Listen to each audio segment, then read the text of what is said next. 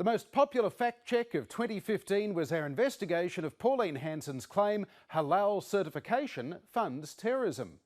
It is a profit money-making racket. The money goes into Islamic organisations and has been connected to the Muslim Brotherhood. The money from halal certification is used to fund mosques, schools and community activities, but we could find no evidence that it's used for illegal activities. Ms Hanson's claim didn't check out. The second most popular fact check this year looked at Deputy Liberal leader Julie Bishop's claim that we inherited the very worst set of financial accounts in Australia's political history.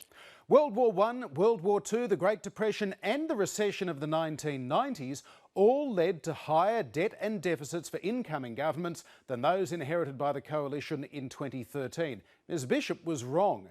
There weren't a lot of positive verdicts among our top 5 fact checks. The only one was Victorian Supreme Court Judge Lex Lasry's claim that the death penalty is not a deterrent to crime.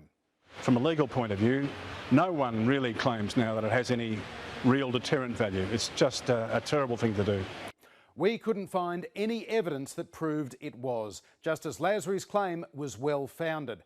And it was a similar story on social media. The top fact checks on Facebook and Twitter mostly had negative verdicts, although Human Rights Commissioner Gillian Trigg's claim that children were spending longer in immigration detention under the Coalition checked out.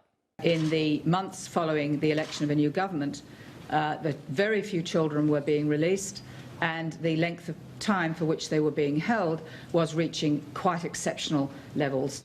Overall, we checked 33 Coalition claims, federal and state. 12% were in the green, 39% were in the red, and 49% were in between. Labor was checked 13 times. They got 23% in the green, 15% in the red and 62% in between. And it was another busy year for our election promise tracker. The government fulfilled one of its big promises, to stop the votes, and abandoned another, its paid parental leave policy. By the time we wrap for the year, of the 78 promises we're tracking, 14 have been broken, 7 are stalled and 41 are in progress. 16 have been delivered.